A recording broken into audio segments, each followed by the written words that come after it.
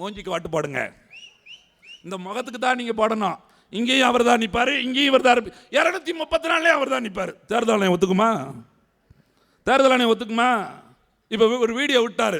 ஐயோ நம்ம இறந்துட்டாங்க, ரொம்ப சங்கடப்பட்டு. எங்கள் அண்ணன் வேற வாழ்த்தி வேற, தம்பி நெஞ்சு வலிச்சிருப்பார் அப்படின்னு சொல்லிட்டார். எப்படியா சீமான் இப்படி சொல்லலாம்? எல்லாம் இந்த வரைக்கும் சீமான் இப்படி திட்டிக்கிட்டு இருந்தார்.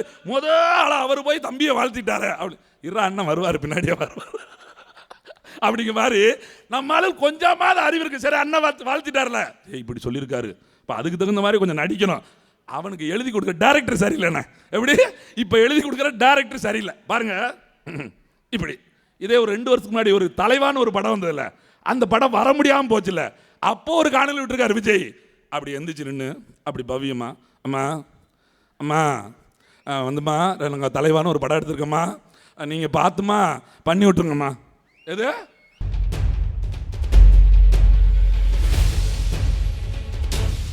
ஒரு திரைப்படம் வருவதற்கு அவ்வளவு பம்மு உட்காந்து பேசியிருந்தா காலி பண்ணிருப்பாங்க.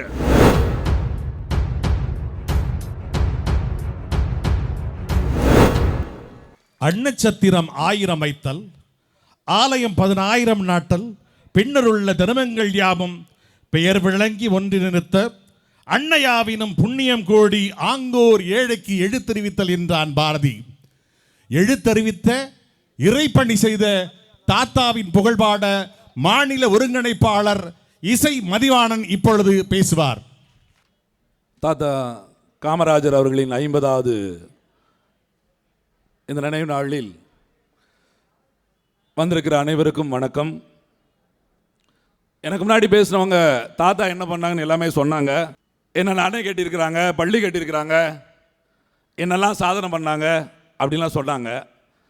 இந்த 50 ஆண்டுகளுக்கு அப்புறம், திராவிட கட்சிகள் 50 ஆண்டுக்கு அப்புறம் ஐயாவையும் இப்போ இருக்கவங்களையும் பொருத்தி பார்த்தா என்னவா இருக்கு அப்படிங்கிறத நம்ம சொல்ல வேண்டிய அவசியம் இருக்குது. அவங்க அவ்வளோ அணை கட்டினாங்க, இவங்க அணை கட்ட வேண்டாம், அந்த அணையை பாதுகாக்கவாது செய்தார்களா என்கிற கேள்வியை நாம் இப்போ விருதுநகர் மாவட்டத்தில் இருக்கோம் நினைச்சு பார்க்கணும். ஏன்னா போன தேர்தலில் திராவிட முன்னேற்ற கழகம் தேர்தல் அறிக்கை கொடுத்திருக்கிறது. அந்த தேர்தல் அறிக்கையில் 84 தேர்தல் அறிக்கையில் திருநெல்வேலி தென்காசி மாவட்டத்தில் தொடங்கி விருதுநகர் மாவட்டத்தில் வந்து தூத்துக்குடி மாவட்டம் 3 மாவட்டத்தில் முடியக்கூடிய 40,000 ஏக்கர் பாசன விவசாயிகளுக்கு பாதுகாக்கக்கூடிய ஒரு அணை செண்பகவல்லி அணை திட்டம், கன்னிகா மதகு. அந்த செண்பகவல்லி அணை திட்டம் ஐயா காமராஜர் ஆட்சி காலத்தில் பழுதுபட்ட போது சரி செய்யப்பட்டது. நீங்கள் புரிந்து கொள்ளணும். நாம் தமிழர் கட்சி தமிழரை ஆள வைப்போம், தமிழன் தான் தலைவனா இருக்கணும் ஒரு வார்த்தை சொல்றதில்ல. அது ஏன் சொல்லுது நீங்க நினைச்சு பாருங்க. ஐயா காமராஜர் அவர்கள் ஆட்சி காலத்தில் இருக்கிற போது செண்பகவல்லி அணையில் பழுது ஏற்படுகிறது. முதலமைச்சர் காமராஜர் கஜானாலிருந்து காசு எடுத்து அந்த அணையின் சரிவை, அந்த அணையிலோட பிரச்சனையை தீர்க்கிறாரு.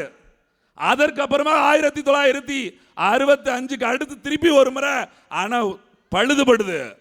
எம்ஜிஆர் முதலமைச்சர், கருணாநிதி அவர்கள் முதலமைச்சர், 2 பேரும் சரி செய்யல. கூடுதலா எம்ஜிஆர் அவர்கள் 5 லட்சத்தை எடுத்து கேரள அரசு கொடுக்காரு, சரி பண்ணிருங்க அப்படின்னு. நீங்க புரிஞ்சுக்கணும், முதலமைச்சராக காமராஜர் இருக்க போது அணையின் உடைப்பை, அணையின் மதகில் உடைந்த உடைப்பை சரி செய்து நமது தாத்தர் காமராஜர். அப்படின்னா என்ன அர்த்தம்? அந்த அணை தமிழர்களுக்கான இருந்தது, அந்த அணை பாதுகாக்கப்பட்டு தமிழரோட உரிமை தமிழரோட இடத்துல இருந்தது. ஆனால் எம்ஜிஆர் காசு எடுத்து அங்க கொடுக்காருன்னு என்ன சொல்றாரு? அந்த அணை கேரளாவுக்கு சொந்தமானது, நீங்க சரி செய்யுங்கன்னு சொல்லிட்டாரு. அவர் முடிஞ்சிட்டு போயிட்டாரு. கருணாநிதி வந்தாரு. நம்ம ஊர்ல சொல்லுவாங்கல்ல, நமக்கு கொடுத்து பழக்கம் கிடையாது, வாங்கி தான் பழக்கம் அப்படிங்கிற மாதிரி கொடுத்த 5 லட்சத்தை திருப்பி வாங்கி கஜானால போட்டாரு. இன்னைக்கு வரைக்கும் 35 வருஷமா தேர்தல் அறிக்கையில கொடுத்துக்கிட்டே இருக்காங்க. 2021 கொடுத்துட்டாங்க. நாங்கள் கன்னிகா மதகை சரி செய்து, செண்பகவல்லி அணையை சரி செய்து, இந்த விருதுநகர் மாவட்டத்தில் சாத்தூர்ல, அங்க தூத்துக்குடியில் விளாத்திகுளம், அங்க தென்காசியில வாசவனூர், இப்படி எல்லாத்தையும் சேர்த்து 40,000 ஏக்கர் சரி செஞ்சிருவோன்ட்டாங்க. நீங்க நல்லா நினைச்சு பாருங்க. 1600 அடி நீளம் அந்த அணை, வெறும் 400 அடி தான் பழுதுபட்டிருக்கு. வெறும் 400 அடி. இந்த 400 அடியை சரிதற்கு கிட்டத்தட்ட 40 வருஷமா அவன் கெஞ்சிக்கிட்டே இருக்கும். காமராஜர் ஆட்சி அமைப்பு, காமராஜர் ஆட்சி அமைப்பு சொல்றாங்கல்ல, காமராஜர் ஆட்சி அவர்கள் மாவட்டந்தோறும் அணைகளை கட்டி வச்சாரு. எவ்வளவு பெரிய அணைகள்! அப்ப ஒரு பழுதுபட்ட அணையை இவர்கள் சரி செய்திருக்கணுமா வேண்டாமா? கேரளா நீங்க நினைச்சு பாருங்க, கேரளா கிட்டத்தட்ட 2700 டிஎம்சி தண்ணிய வருஷத்துக்கு கடல்ல சேர்க்குது. 2700 டிஎம்சி நம்ம கேட்கறது வெறும் 100 டிஎம்சி. எது? இந்த 400 அடியை சரி செஞ்சா வெறும் 100 டிஎம்சி கேட்கிறோம். 40 வருஷமா தேர்தல் அறிக்கையில் மட்டும்தான் இருக்கு, அவங்களால சரி பண்ண முடியல. இது சிவகாசி. உண்மையிலே தெரியும். இப்ப கரூர்ல 40 பேர் செத்துட்டாங்க. கொஞ்ச நாளைக்கு முன்னாடி 67 பேர் சாராயம் குடிச்சு செத்துட்டாங்க. அதுக்கு முன்னாடி 10 பேர் சாராயம் குடிச்சு செத்துட்டாங்க. அந்த ஊர் பேர்லாம் யோசிச்சுக்கிட்டே இருப்போம்ல. ஆனா நீங்க சிவகாசி நினைச்சு பாருங்க, 3 மாசத்துக்கு ஒருக்கா ஒரு இடிஞ்சு 4 பேர் செத்து போயிட்டாங்க, 5 பேர் செத்து போயிட்டாங்க, ஒரு ஆள் இறந்துட்டாங்க. பட்டாசு விபத்து வருடந்தோறும் 2 மாசத்துக்கு ஒருக்கா 3 மாசத்துக்கு ஒருக்கா பட்டாசு விபத்து நடந்து கொண்டே இருக்கிறது. இங்கே அமைச்சர், எது? இங்கே அமைச்சர் இங்க கேட்கிற ராஜேந்திர பாலாஜி இருக்காரு, திமுக KKSSR இருக்காரு, தங்கம் தென்னரசு இருக்காரு. இங்க இருக்கிற பட்டாசாலை முதலாளிகள் மனதில் வைத்துக்குங்க, கோடி கோடியா எடுத்துட்டு ரூமா போய் அமைச்சர்கிட்ட தூக்கி கொடுக்குங்களே, அந்த காசை உங்கள் தொழிலாளர்களுக்கு பாதுகாப்பான முறையில் அந்த கட்டடத்தை கட்டி கொடுத்தீங்களா, இங்க பட்டாசு விபத்தே நடக்காது. கோடி கோடியா கொண்டு போய் அமைச்சரை போய் சந்திக்கிறது, அவன்கிட்ட போய் கொடுக்கிறது. ஒவ்வொரு மாசமும் 3 பேர் 4 பேர் செத்துக்கிட்டே இருக்கான். வெடிச்சு செதறத உடம்பு எடுக்க முடியல. கரூர்ல செத்து போனவங்களோட உடம்பு கிடைச்சி உடற்குழாய் நடந்துருச்சு. சாராயத்தை குடிச்சு செத்து போனவங்களோட உடம்பு கிடைத்து உடற்குழாய் நடந்துருச்சு. சிவகாசியில் பட்டாசு செத்து போனவங்களோட உடம்பு ஒரு நாள் முழுதா எடுத்த வரலாறு இருக்குதா? வரலாறு இருக்குதா? தமிழ்நாட்டுக்கு எல்லாரும் மக்களுக்கும் தான் கேள்வி வைக்கிறேன். ஒரு உடலை முழுசா எடுத்து பார்த்தவங்க வரலாறு இருக்குதா?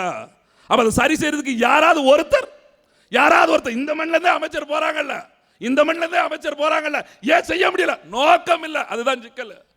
நோக்கம். எங்க ஐயன் காமராஜருக்கு ஒரு நோக்கம் இருக்குது. படிக்காத காமராஜர், படிக்காத முதல்ல தப்பு. ஐயன் பள்ளிக்கிடம் போய் தான் படிக்கல, உங்களுக்கு தெரியுமா? காமராஜர்கள் பள்ளிக்கிடம் போய் தான் படிக்கல. ஆனாலும் எல்லாத்தையும் எல்லா மொழியும் கத்திருந்தாரு. அவரோட இறந்ததுக்கு அப்புறம் அவரோட மேல ரூம்ல போய் பார்க்கும்போது 1000 ஆங்கில புத்தகமா. ஒவ்வொரு புத்தகம் சும்மா வீட்டில் ஜாமி கும்பிடல, குறிப்பெடுத்து எழுதி வச்சிருந்தாராம். காமராஜர் உடர்ந்தவர் கேட்டாரா, ஐயா நல்ல ஆங்கிலம் கத்திருக்கீங்க, பேசுறீங்க, ஏன் மக்கள்கிட்ட பேச மாட்டீங்க அப்படின்னு சொன்னா காமராஜர் அவர்கள் சொன்னாரா, நான் இப்படி பாமரனா பேசுற வரைக்கும் மட்டும்தான் அவன் எங்காலும் நினைச்சு என்கிட்ட வந்து பேசுவான். நானும் தசு புசுன்னு பேசணும்னு வச்சுக்கோ, அவன் என்கிட்ட வந்து நிற்க மாட்டான். இவன் தாண்டா நம்மளுன்னு ஒருத்த வந்து நிற்கிறான், அவனையும் விலைக்கு போக சொல்றியாடா அப்படின்னு கேட்டேன். பாமர மக்களின் முதல்வன் காமராஜர். அதனாலதான் இத்தனை வருஷம் கழிச்சும் எங்க தாத்தன் காமராஜர் சொல்லி சாதி கடந்து மதம் கடந்து நான் தமிழர் எல்லாரும் போற்றி கொண்டாடுற ஒரு தலைவன் இருக்கான்னா அது ஐயன் காமராஜர் அவர்கள் மட்டும்தான். ஏன் சொன்னாங்கல்ல, நாங்கள் காமராஜர் ஆட்சி அமைக்க போராடுவோம். நாம் தமிழ் இப்படி சொல்லவே சொல்லாது. எல்லோரும் காமராஜர் ஆட்சி அமைக்க போராடுகிறார்கள். ஆனால் அவரின் பேரன்களும் தாம் பிள்ளைகளும் நாம் தமிழர் கட்சி உறவுகள் காமராஜரை விட சிறந்த ஆட்சி அமைப்போம் என்று போராடி கொண்டிருக்கிறோம். டெக்னாலஜி டெவலப்மெண்ட் இவங்க சொல்ற வார்த்தை தான்.